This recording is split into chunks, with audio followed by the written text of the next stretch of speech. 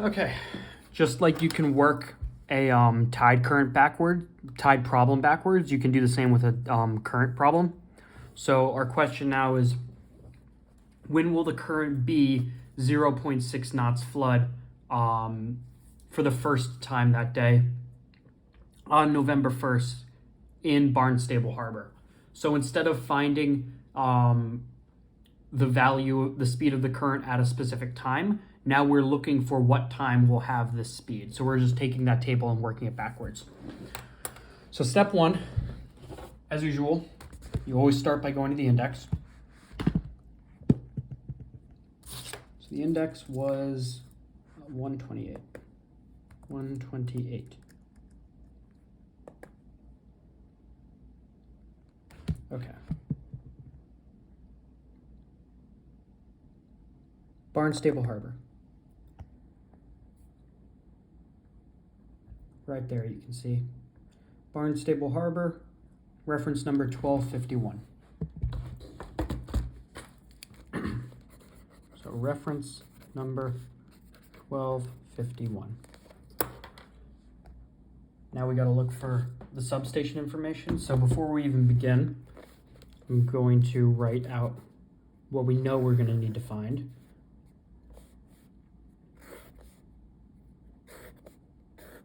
So we're going to need the minimum before a flood, minimum before an ebb, and then the flood and ebb speed ratios, just so we don't have to write that down in here. Okay, so 1251. Come to our substations are 68. We'll probably actually be pretty close to the top.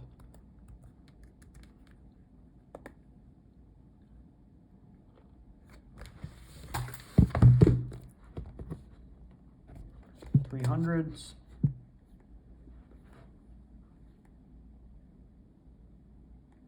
1500s, we skipped over it. 1251, Barnstable Harbor. So you can see the substation immediately beneath it is weak and variable, which doesn't matter to us, except it actually does make it a little bit easier to then just read off the exact time values. So we've got pretty short ones here, plus 19 minutes, plus 58 minutes, plus 22 minutes, and plus 29 minutes. So we'll just write that. Plus 019, 058, I believe. Yeah, 58, then plus 22, and plus 29. Plus 029. And then our speed ratios, you can see for the one beneath it, they don't even exist. 1.1 and 1.2. And then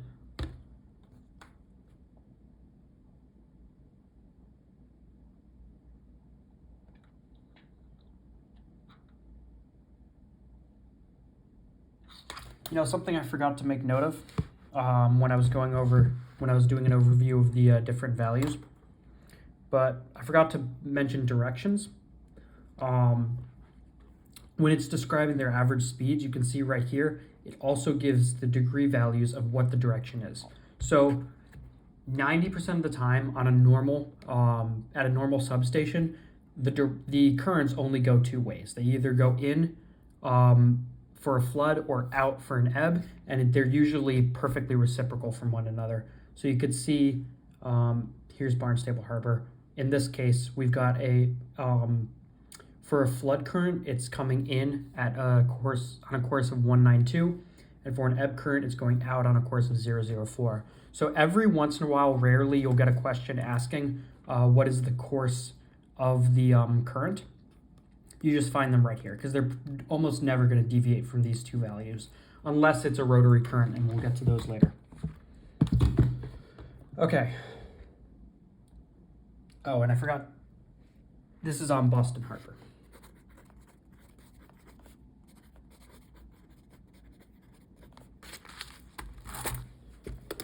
Next step, we go to Boston Harbor. So Main stations are 9. Let's try 12. Here, Boston Harbor. And we're looking for November 1st. March, April, May, June.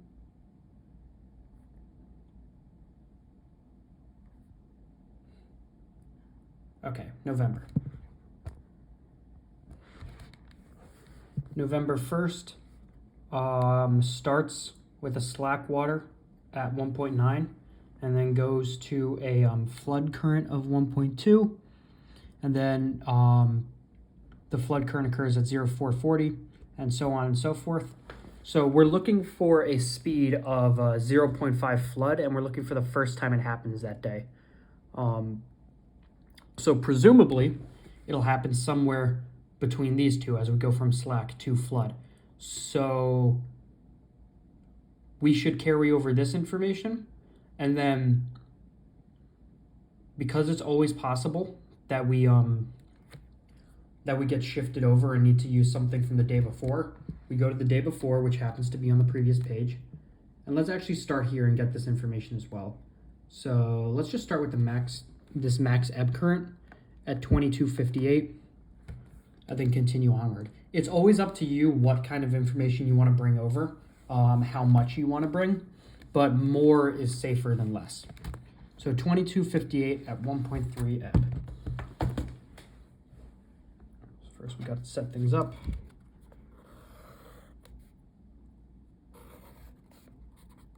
Time, speed. What did I say? 2258 at 1.3 ebb.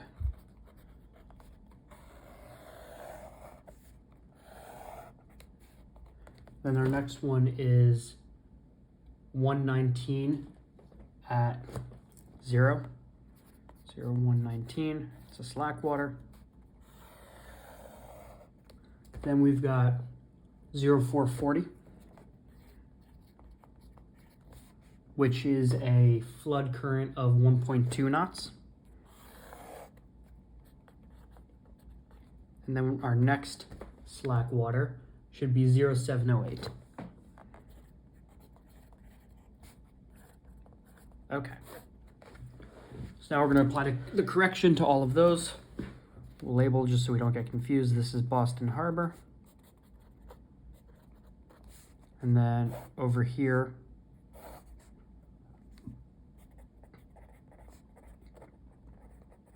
this will be Barnstable Harbor.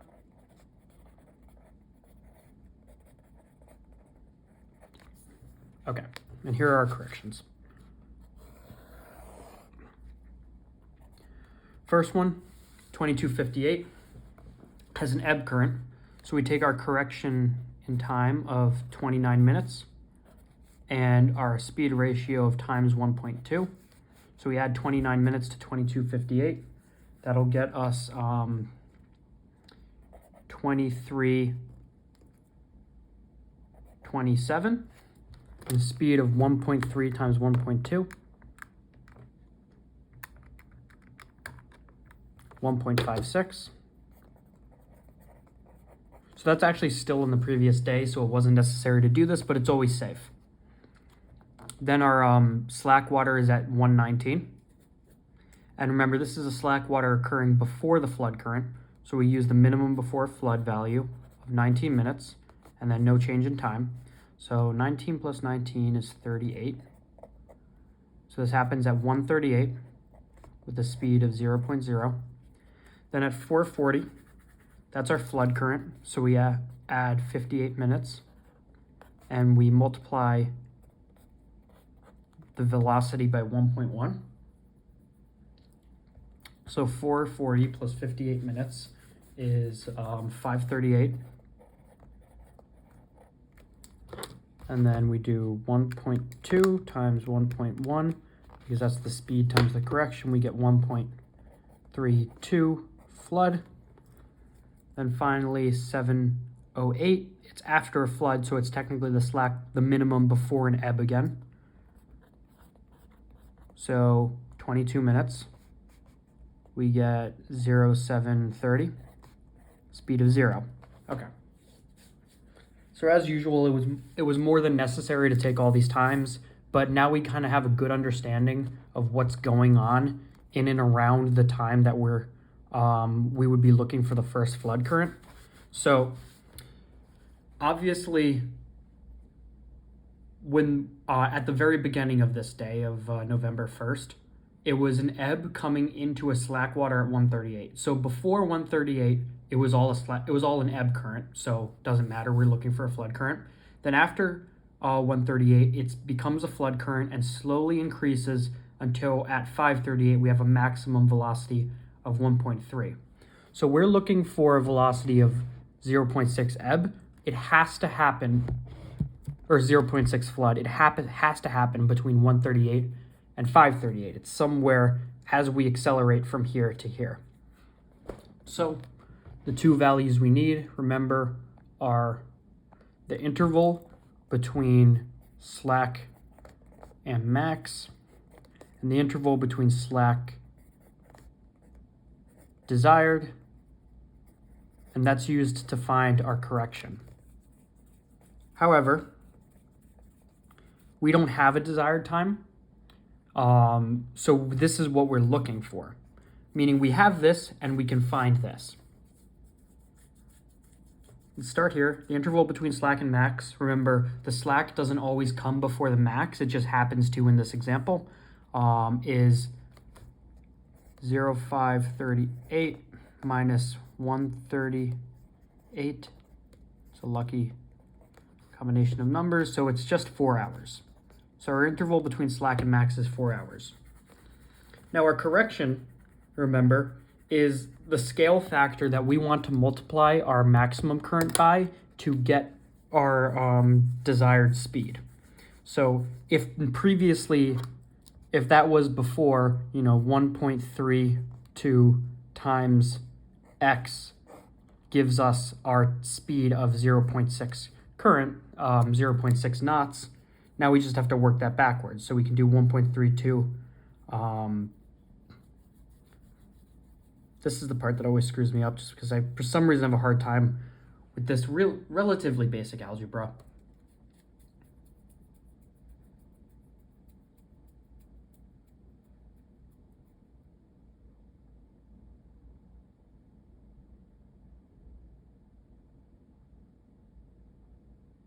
Is it 0.6 divided by 1.32?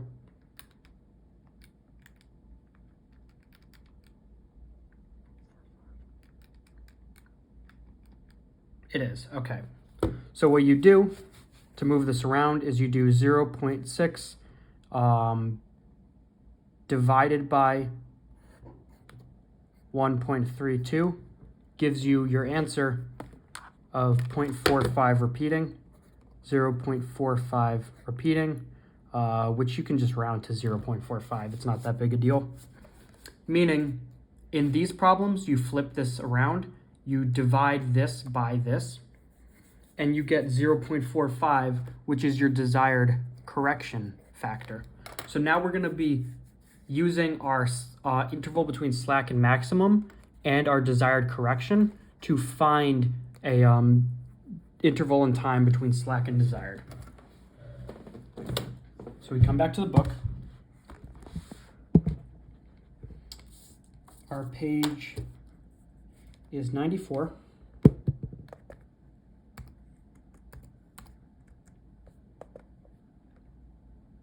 Here it is. Step number 1, check the bottom. Make sure that we're using the right, oh, what happened?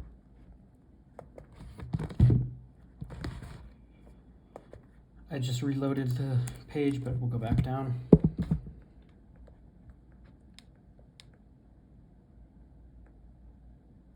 Remember, check to make sure that we're using the right table.